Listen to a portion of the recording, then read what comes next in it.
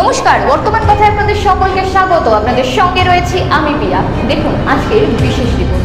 আপনি কি একজন বই প্রেমী, কিংবা আপনি কি বই পড়তে ভালোবাসেন কিন্তু আপনার পছন্দ মতো বই কোথা থেকে ক্রয় করবেন ভাবছেন?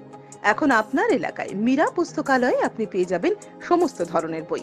যেমন এখানে পাবেন স্কুল কলেজের পাঠ্যপুস্তক, বিভিন্ন চাকরির পরীক্ষার বই, এছাড়া ধর্মগ্রন্থ, শিক্ষামূলক সামগ্রী, অফিস স্টেশনারি, ড্রয়িং সামগ্রী এবং খেলাধুলার সরঞ্জাম মীরা পুস্তকালয় থেকে ক্রয় করতে পারবেন।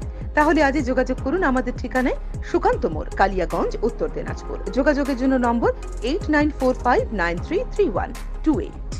গুরু কৃপাহীকে বললাম আমরা আজকে সবাইকে এখানে একসাথে সমবেত করার জন্য ডেকেছি। কারণ বিগত দিনে আমরা জানি বা শুনে আসছি, বারবার করে সব জায়গায় একটাই চর্চায় আছে যে আমাদের কার্তিক মহারাজ, যাকে মাননীয়া নানাভাবে, একদম সরাসরি বলবো যে সরাসরি নানাভাবে তাকে অপমান করেছেন, এবং সেটা সনাতনী হিসেবে আমাদের কাছে খুব অপমানজনক। এবং আমি সেটা একজন বঙ্গবাসী হিসেবে, একজন ভারতবর্ষের নাগরিক হিসেবে তীব্র প্রতিবাদ জানাই এবং ধিক্কার জানাই।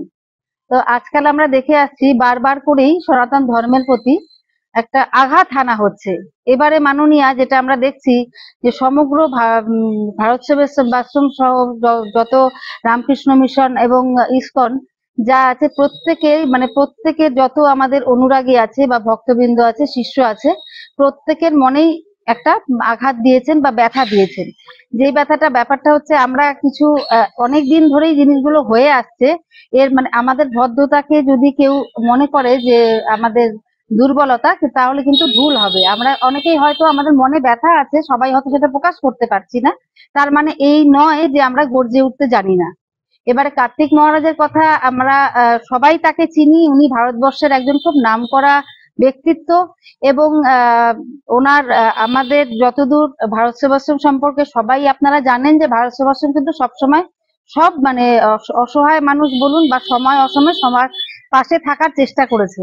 বিশেষত কার্তিক মহারাজের কথা যদি বলতে হয়, তাহলে উনি যখন করোনার সময় আমরা সকলে গৃহবন্দী ছিলাম, তখন কিন্তু ওনার অনুপ্রেরণায় বিভিন্ন সব যুবকদের নিয়ে বিভিন্ন জায়গায় উনি স্বেচ্ছাসেবকের কাজ সমস্ত ভাবে করে গেছেন। যেমন আয়লা বলুন বা আমফান ঝড়ের সময় সব সময় উনি গৃহহীন, খাদ্যহীন লোকের পাশে থেকেছেন, বা ভিক্ষা করে বেলডাঙাতে, আপনারা জানেন কি না, উনি কিন্তু একটা হসপিটালও গড়েছেন গরিব দুঃখীদের জন্য।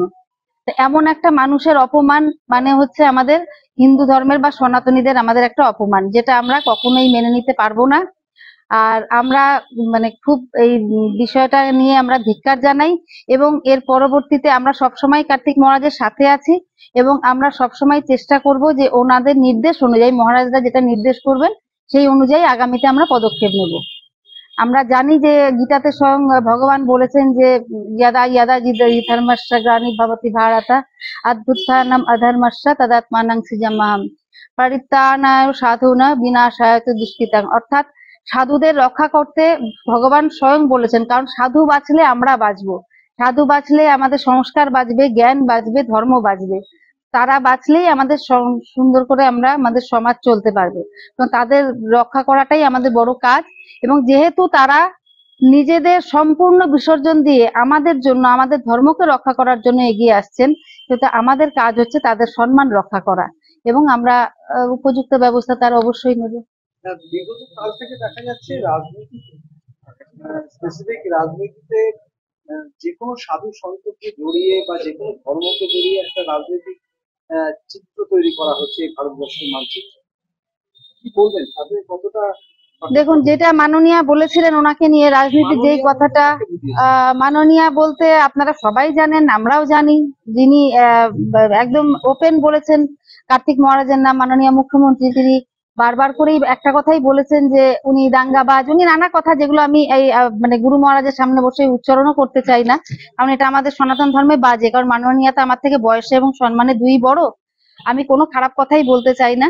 কিন্তু যেহেতু আমাদের উনি একজন সাধু সন্ত, আমাদের সনাতনী ধর্ম রক্ষাকর্তা, তাকে তার সম্মানটা রক্ষা করাও আমাদের কাজ। এবং উনি তো চ্যালেঞ্জ করেছেন মাননীয়াকে যে ওপেন, যে যদি মাননীয়া প্রমাণ করতে পারেন যে উনি এই কথাটা বলেছেন যে উনি কোনো পার্টির তৃণমূল পার্টির এজেন্টকে বসতে দেবেন না, তো দেখা যাক, উনি তো যখন চ্যালেঞ্জ করেছেন, মাননীয় যদি অ্যাকসেপ্ট করেন তো ভালো, তার ভয় কিসের।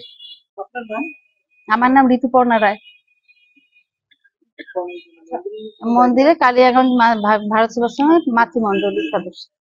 বলছি যে আপনারা আজকে সেটা নিয়ে তো একটা বিচার করলেন, আগামী দিনে কি কোনো কর্মসূচি? হ্যাঁ, অবশ্যই আছে, যেহেতু মহারাজ আমাদের একটু বাইরে আছেন, মহারাজ আসলে অবশ্যই আমরা করব। শুধু কালিয়াগঞ্জ নয়, সমবেতভাবে সমগ্র ভারতবর্ষেই এটা হবে একটা ধিক্কারজনক মিছিল, বা যা যা করণীয়, মানে আমরা এখনো নিজেরা তো বলতে পারবো না, মহারাজা যেভাবে বলবেন তাদের নির্দেশ অনুযায়ী আমরা চলবো।